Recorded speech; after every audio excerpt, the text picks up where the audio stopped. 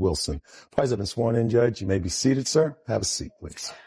Ms. Trojan, you claim a loan to the defendant in the amount of, what is it, $500? Yes, that's correct. The loan was in order to pay certain court costs and fines involving an arrest that the defendant had had. Was that arrest for domestic violence? Yes. Okay. Very good. That was a fast yes. Easy. The defendant acknowledges the fact you paid for the fines and court costs. Is that right? You admit that she gave you the money. Yes. But you say it was not a loan. No. It was a reason that she gave you the money. Yes. I'm ready to hear it. What kind of case? Terrorists making annoying phone calls, making threatening phone calls. What kind of case did you have? It was for making annoying phone calls. Harassment. Harassment. Can I see what you have there, Yes. please? Making harassing phone calls to whom, Miss Trojan? It was an ex-friend of mine also. Male or female? Male. An ex-boyfriend of yours? No, not a boyfriend. So she had a pending case. Yes, that I was her only witness to. And we determined after that. Now look at me. Don't look down there. I'm sorry, baby. Look. Oops. My apologies. Try to keep it together, Miss Wilson. My apologies. You had a domestic violence case. Yes. Which you were fined. You hadn't paid them. So you were going to be arrested. Something like that. Something like that. It's close enough. She gave you the money. Now you're telling me that the reason she gave you the money is because she had a pending case and you were subpoenaed as a witness to testify in her case. Yes. Go ahead. And at the same time, at the exact same time that her case was going on, I had a progress report due for my case. Every so many months, I would have to come to court and show progress on my payments to the Neighborhood Family Center where I took my domestic violence classes. And for her case, her attorney, this very same day that I was going in, that I made the $400 payment, was the very same day that her attorney called her and told her about my case and asked her questions about why I don't know, because they were trying to impeach me as a witness on the prosecution. And when Christine intervened and she was trying to secure that I was not going to be impeached as a witness for her, which I don't know why she came up with this, but she thought better for me to pay my entire balance on my fines than to have a reason for them to. I don't lie, Your Honor. It's not a lie. You know it's not a lie. Excuse me. So let me try to put I never came to her to ask her for. Let me try to put this succinctly. Your defense is she paid this money so that when you were called as a witness in her harassment case, the prosecutor would not be able to impeach you as a witness by demonstrating that you hadn't paid appropriate court costs and fines on your other case.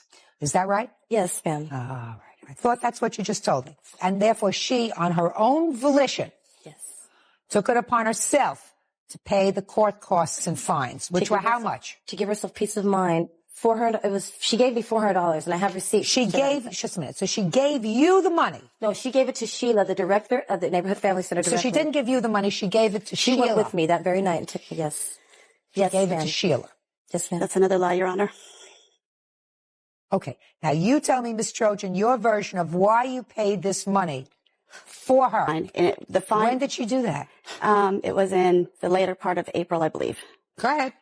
And she asked me if I would loan her the money because at this time I had just recently. Where were you when she asked you? I was at her apartment.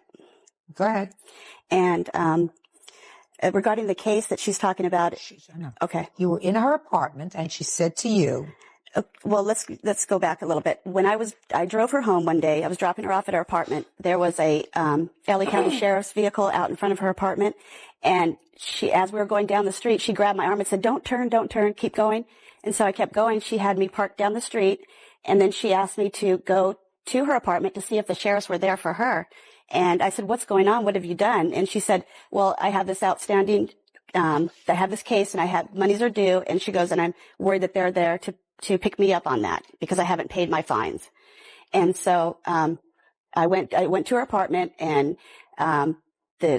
when I walked over to her apartment, the sheriffs were already gone. So I came back, and then she had gotten out of my car and then we went up to her apartment, and then that's when she had asked me if I could loan her the money to pay off these fines. Tell me about the whole conversation. Did any part of the conversation have to do with your upcoming case? No, because at that time I was going through my court case, but it hadn't even gone to trial yet, and I was taking it to trial. So I didn't have an idea that she was going to. What happens to trial?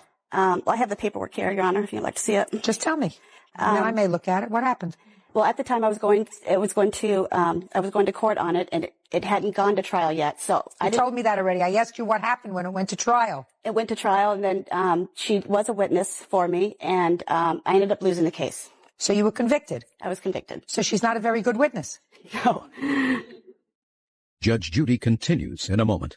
Christine Trojan says former friend Shira Wilson owes for an unpaid loan for court fines. Shira says she never asked Christine for the money. I'd like to see the paperwork on her case. Sure. Yeah. Sitting there and laughing to you. Shh, quiet. What do you do for a living? I'm in sales. What's your name? Carrie Wagoner. What kind of sales are you in, Mr. Wagoner? Internet. You have a company of your own? No. So you work for somebody else? Yes, I do. So tell me what you know about this money that was paid. About the money that was paid by the plaintiff on the defendant's behalf. No problem. Well, first of all, it wasn't $500 that she's suing for. It was $400. Second of all, if Shira came to her in April for the money, the court fines were paid in March, a month earlier. Listen to me. There is no contest, Mr. Wagoner. Stop. Put your hand in front of you. Sorry. Put your hand in front of you. There is no question. There's not an issue as to the fact that the money was paid by the plaintiff on the defendant's behalf, whether it was in March or April. So that doesn't make any difference. Do you understand? Sure. What else do you have to contribute? Well, the fact is that Christine came to Shira about her case because they had the same judge. She was paranoid. Were you present, Mr. Wagner? No, I was not. Then you may be seated, sir. Your Honor. Speak not, I'm reading. What is this motion to exclude defense witness? Is that her? Yes. No. Yes, I was her only witness. They were trying to have me impeached for whatever reason. Excluded. Whatever. Not impeached, excluded. Yeah, that's the word. My apologies. Did you ultimately testify? Yes. Yes, she did. Okay. And that statement in there does not, it's not for her. It's for a totally different witness on the plaintiff's side. Okay. Tell me about the case that you were convicted of, Miss Wilson. I threw a hairbrush at my boyfriend. He threw it. Where did it injure him? Above his forehead. Was this the first time that you'd been taken into custody on a domestic violence complaint? Yes, on any account. Okay. Are you living together now? Still are, yes. Oh, good for you. So that the only one who's had any money as a result of this lover's squabble is her. Is that right? Correct. I have a history. I can show you the history of me. My payments to the courts were under control. I had no need to. Just a second. I assume that you were making the payments to the court because you knew you had done something wrong. Is that right? Just making the payments because I had an outstanding balance for the class. Because you had done something wrong. You pled no contest, which is equivalent to a plea of guilty. Right, absolutely. And you were making your payments. Yes. Correct? Yes, ma'am. Because you did something wrong. Yes. So you had to be punished. Yes. And you had to be punished by going to classes for which you had to pay. Right? Correct. And in addition, pay certain court costs because you ate up the court's time with your nonsense, and you got charged for that, right? Right? Now, what kind of statement does it make, Miss Wilson, if somebody else is punished for you? Listen to me. What kind of statement does that make for you? That is almost like saying, she should go to jail for me because she wanted me to do something, so she'll go and do my time. I can pay somebody to do my time. I don't have to go to jail myself as punishment. No, if I can get somebody else to do it, that's terrific. I was very proud of the fact that I have been able to take care of all my. Great. Then that's what I want you to do. You're going to feel absolutely terrific, Miss Wilson, because you're going to complete the payment of your fine. No. Judgment for the plaintiff in the amount of $400. That's all. Parties are excused. You may step out. reason the friendship's bad is not because of the case. It's because I lent her $100. She's never paid me back. Shira Wilson has never taken responsibility for anything in her life. We went to Havasu after that. We went the to, loan. she gave me the money. We went to Havasu. We went to Morongo. We've gone. She promised me a number of times to pay me certain dates and times. She never did. No, I don't owe them any money. That's why she hasn't been by. That's why the friendship went bad. Not because of them, because of her and me. And now the next case. All parties in the matter of Simon versus Calvaledge. Step forward, please. 25-year-old grant writer Jennifer Simon is suing her ex-roommate, 24-year-old designer Katie Calvaledge, for breaking their apartment lease.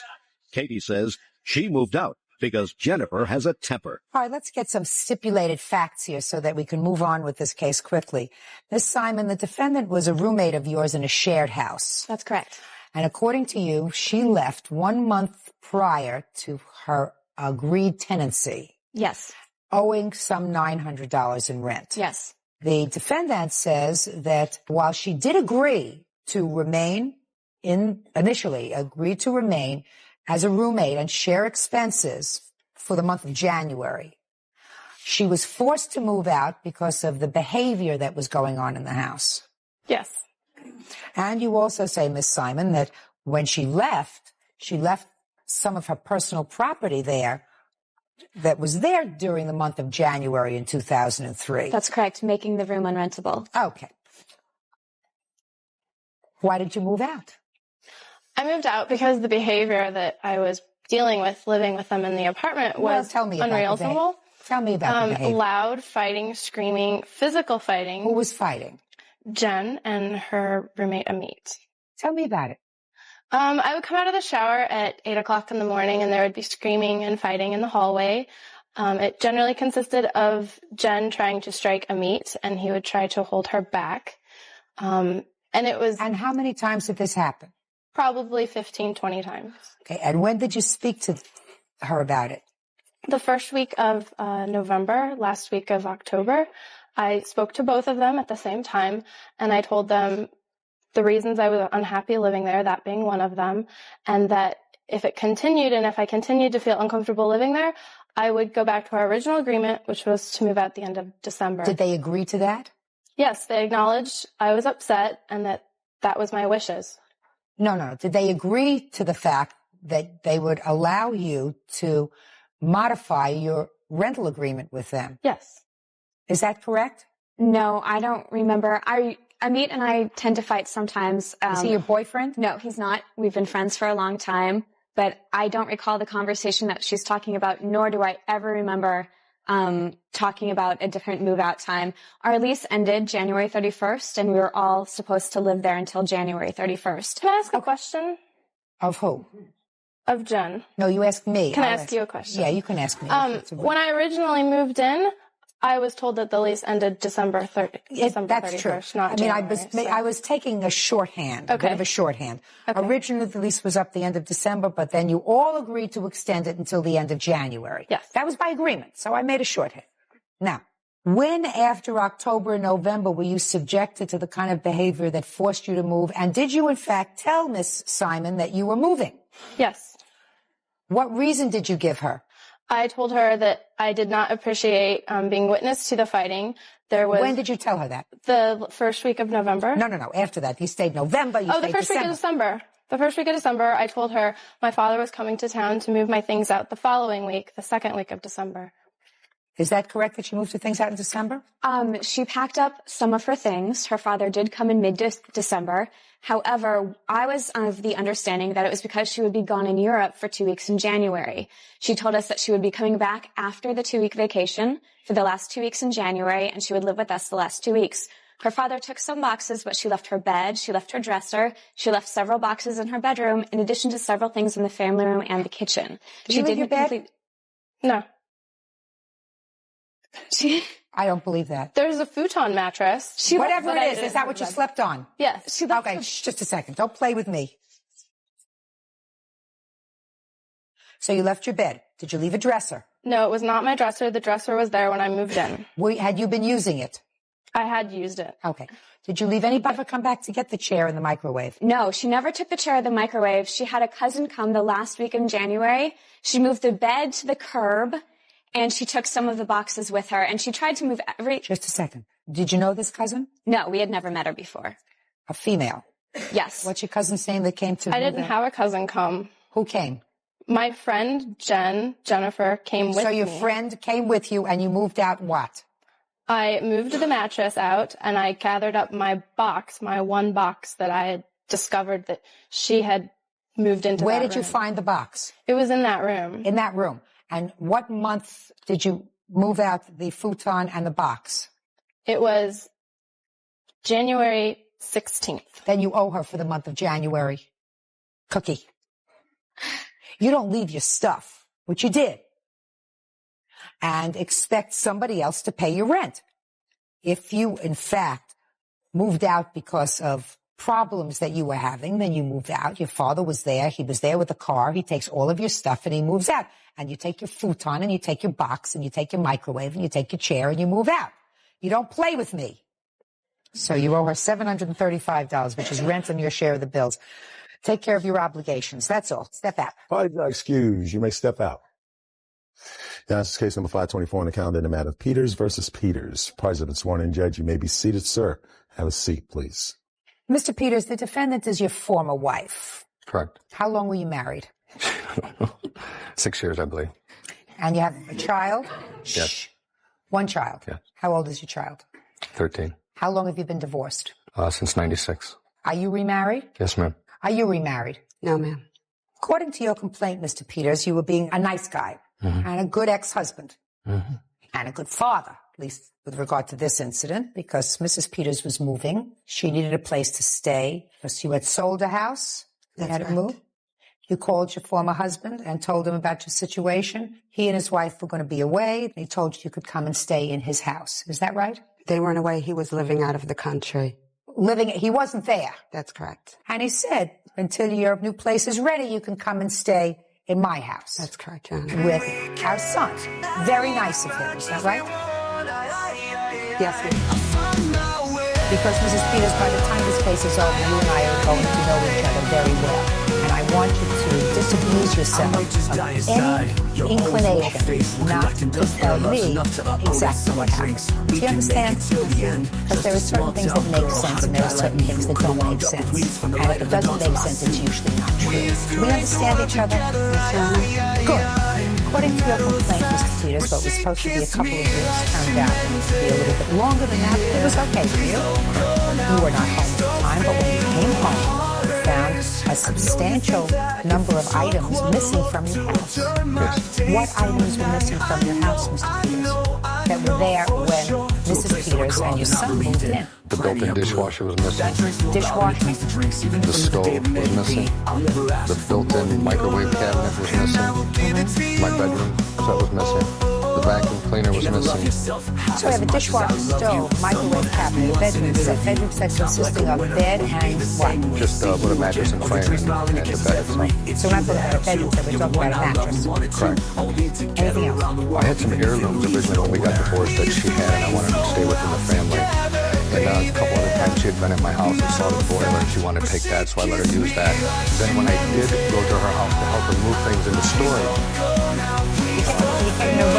I'm saying all this was missing, and she had sold it in the garage. My vacuum cleaner, my boiler. Were there other things that were missing from the house, or was that the list of things that were missing when you came home? Pretty much it? Where is that? Your Honor, we did not remove any of those things from the home. I didn't ask you whether you removed them from the home. I do not know where the items are. Really? Yes, ma'am. When you moved into his house, was there a dishwasher there? Yes, there was. When you left his house, was there a dishwasher there? Yes, Your Honor, there was. When you moved into his house, was there a stove? Yes, Your Honor. When you moved out of his house, was there a stove? Yes, Your Honor. So I assume if I asked you all the rest of these questions about all the rest of the items, you would tell me they were there when you moved in and there when you moved out. That's correct. What date did you move out? December 10th. And what date did you come home? January 6th. And what Possessions in the home as well. My son's futon, a TV, some other items, because we did not have a moving truck to move them. Yes. And whether or not those items were still there or not, I'm not, they were there when we left as well. Mm-hmm. I took my son's clothes, their computer for school. When you came home, was there any evidence of a break-in? No, Your Honor. Front door locked? No, Your Honor, it was unlocked. It was unlocked. And you personally saw that. You were the one who entered your house first. Yes. What did the house look like when you came home? It was a disaster, Your Honor. There was about 200 piles of dog poop all over the house, urinated all over the carpets.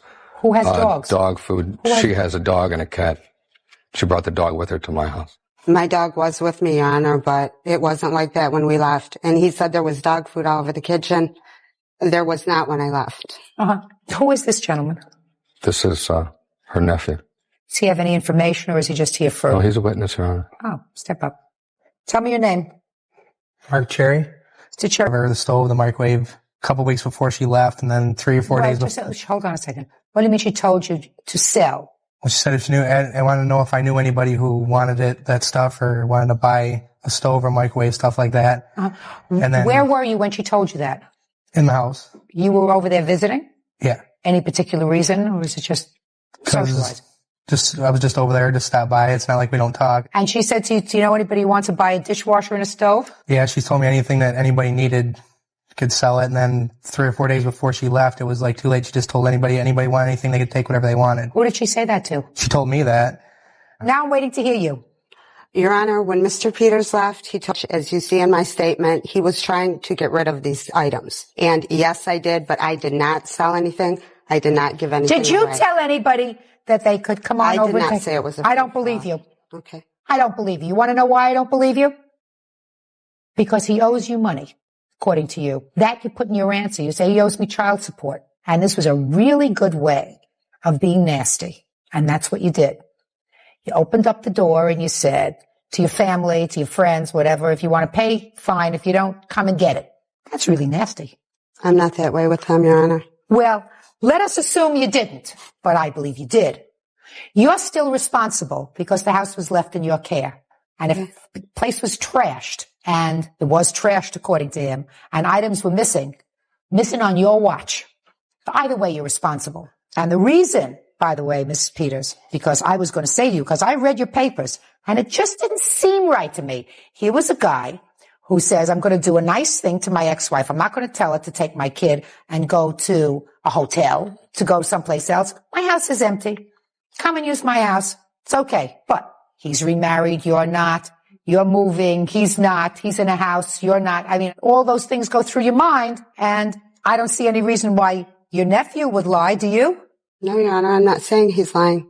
Oh, you're not saying he's lying? Well, he just said that you told everybody that they could come and take what they want. Not in those exact words. No, Your Honor. Those are pretty much the exact words. It was an open house. Judge Judy will continue in a moment. And later today, Thomas Peters claims ex-wife Gloria Peters stole belongings from his home while he was on vacation. Thomas says she cleaned him out. You have photographs of this house, the way the house looked? Yes, ma'am. I have I'd like before to look at and after pictures, both.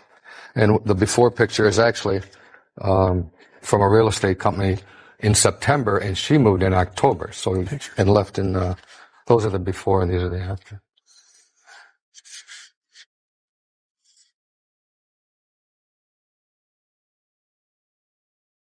Well, before it was a nice house. Yes, ma'am.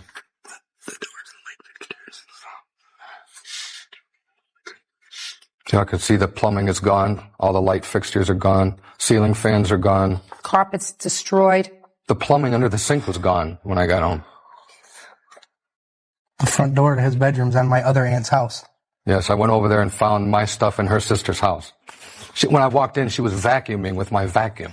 You're not a nice person, Mrs. Peters. Judgment for the plaintiff for the amount requested, $3,000. That's all. Parties are excused. You may step out. I'm just happy it's over. Just glad this is all over with. It's been a long time coming. We've been in and out of court for the past 10 years. Just trying to get her to admit what she did was wrong. I did not take the items. I walked in and everything was gone. Tried to turn on the lights. There's no lights. There's no light fixtures. There's nothing. And now the next case. All parties in the matter of Panaccio versus Hardy. Step forward, please. 25-year-old personal trainer Joseph Panaccio is an unpaid loan to pay rent. Mr. Panaccio, you claim a loan to the defendant in the amount of $1,000. According to your complaint, she paid you back $100. She owes you the rest. Correct. The defendant says she's paid you back part of it in cash. Part of it is from a sweater that she said a dog of yours destroyed. Is that right? Yes. Okay. When did you make this loan and why? I made this loan about December 15th. She needed what year? 2002. And what I did was she needed a favor for me to loan her the money, the $1,000. I'm a personal trainer, So a lot of times I get paid cash. So it's not unusual for me to have $1,000 to $1,500 in my house. So I paid her What the does she money. need the money for? Rent. Is that right? Yeah. Go ahead. Time kept passing and passing. After Christmas, I got a hold of her on the phone, and she agreed to write up a statement saying that she paid me $100 out of the $1,000. She owed me $900, balance due by January 15th, 2003, which was never paid. And every time I talk to her, Can I see the note, please? Yes. Every time I call the defendant, she just keeps telling me to take her to court. She don't care. Whole lot of swearing and cuss words, so I had no other choice but to take her to court. Where were you when she signed this? At her house. When was it signed? December 28th, I believe. Is that right? Yeah, that's about right. What was he doing at your house? He had stopped by my house like 4 or 5 times looking for me because we'd had a conversation, and he let me borrow the money on November 28th. That's when I got the money from him, and I told him that I was going to try and have it back to him by the 15th of December. But my new job, I didn't get paid. They were having some problems with the payroll, and I explained this to him, and I said, I'm really sorry, I'm not going to have the money for you, but I do have $100, and I gave him that before he went to Boston. So when he got back from Boston, which was after Christmas, he had stopped by my house, and he had asked my neighbors where I was, and he was looking for me.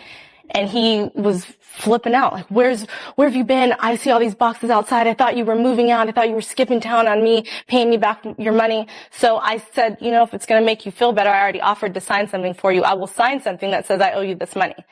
And that's when we did that. Okay. Now you say that you gave him back more than $100. Yes, I have. When? I paid him $200 in cash. She drove me to his house, and I gave him $200 in cash on December 31st, 2002. You forgot about that? No, I didn't forget about it. Her statements are false. That was never happened. She paid me $100 and that was it. If she paid me anything else than that, I would have written it up and done it the right way. After I paid him the $200, I called him the next day because I'd remembered about the note that I signed, and I said, look, Joe, we should keep up with this and sign things. And he's like, oh, I'm really sorry. I didn't mean to offend you by having you sign something. I threw that paper away. It's not like that. I was just nervous because you hadn't paid me any money, and it was supposed to be due on the 15th. And I said, fine, that's fine. But she was there. She saw me give him the money. And then. Tell me your name. Janie Harris. What do you do, Miss Harris? I'm a waitress. How do you know the defendant? I'm her roommate. Tell me about what you saw on the 31st of December. I drove her over to Joe's house, and I asked her where he's going to be. He walked outside. I pulled into the parking lot, and he came out and leaned into my car window. She handed him the money. I saw him count $200 in his hand, and then he asked us what we were doing later on that night, what we were going to do for New Year's Eve, if we wanted to hang out, and that he would call us later. And that whenever she had any more money, whenever it wasn't a big deal, just give it to him as it comes. Her statements are false, and if I ever did call her, all she would do is swear and say, take me to court, I don't care, take me to court. That's all I ever got out of her. What other money did you give him? I think it was January 14th, whatever the Saturday was. 2 weeks after that day, I paid him another $250, but I have school on Saturday, so I told him that he could come by my house and pick it up, and either Jamie or my brother would be home. And he came over that day. He called me after he picked up the money and said, thanks, I got it from your brother, and I'll have the other money.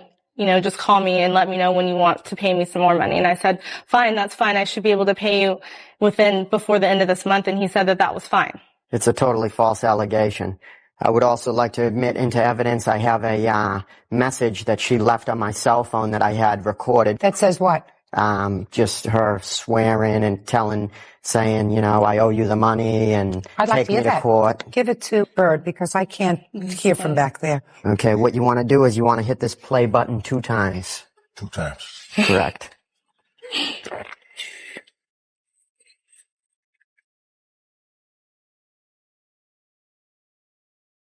Save message Wednesday, January 29th, 7:54 p.m. So I think that you're on crack. Like, you must be insane. You just called me and yelling like you're going to take me to court and it's all a song and dance and talking the most. And then you're going to call me back and tell me what you're doing tonight. Who cares? If you want to take me to court, then take me to court. I don't give a. I already told you that. Do what you have to do. But I'm not going to have you, like, ruining my nights by calling me and yelling and talking to me if I don't need that. So if you want to meet tomorrow and get your money, then that's fine. But don't be calling me talking. Which never happened, Your Honor. I mean, she never paid me the money. I was at home when he came by and picked up the money, the $250 from her brother. And I was also there on many, many phone occasions when he called her yelling. There's no question that he did call her because she's calling you in response to you making a phone call to her, sir. Well, yeah, I kept calling her, but I would never get a response back. Okay. Now, even if I believe you, you still owe him $400. When we were dating, I was at his house and his dog ate my sweater, and I told him that, you know, that's $200 sweater. You're going to need to replace that. And he said, he was laughing. And he said, I'm sorry. I didn't mean for that to happen. So where'd you put your sweater? He put it on the floor. Where were you? We were sitting on the couch and he's like, here, let me put your sweater. I guess he meant to put it on the coffee table, but it fell on the floor. And then his dog ate it. Listen, madam. So here's the sweater. Watch out for your own sweater. The dog wasn't hiding anywhere. The dog was out, right? No, but he agreed to pay for it. We had a verbal agreement, and he said, I'm sorry, I'll replace it. Stop it. Stop it. Please. Mr. Panaccio, why would you, I want you to think very carefully, why would you keep calling her about this money instead of just taking her to court? Well, I thought we could handle this case without having to go to court, you know, because then I would have to go down to the courthouse and file, and now it's going to cost me money for court costs. And when did you stop dating her, sir? We never really dated. We were basically friends for a couple of years, you know, good friends. And I'm not sure whether I believe that, sir. Okay. You're at her house. She's at your house. When did you stop being friends? We stopped being friends maybe November 15th. That was before you gave her this money? Yeah, because we're still good friends, like I said. Miss Hardy, you owe him $400. Pay him. Judgment for the plaintiff in the amount of $400. That's all. Parties are excused. You may step out.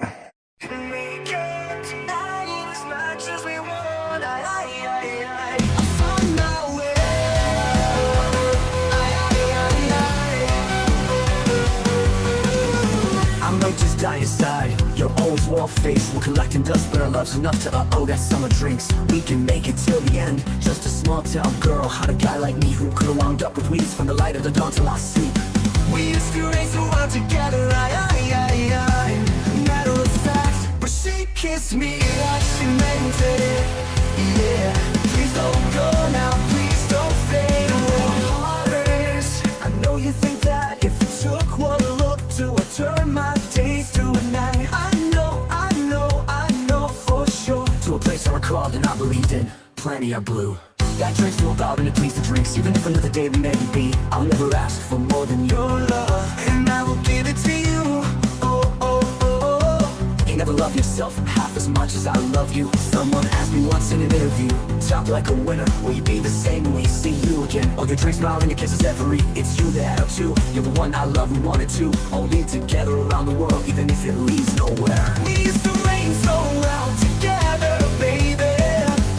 Matter of fact, but she kissed me like she meant it. Please don't go now, please don't fade away. So we can deny it as much as we want. I'll find my way.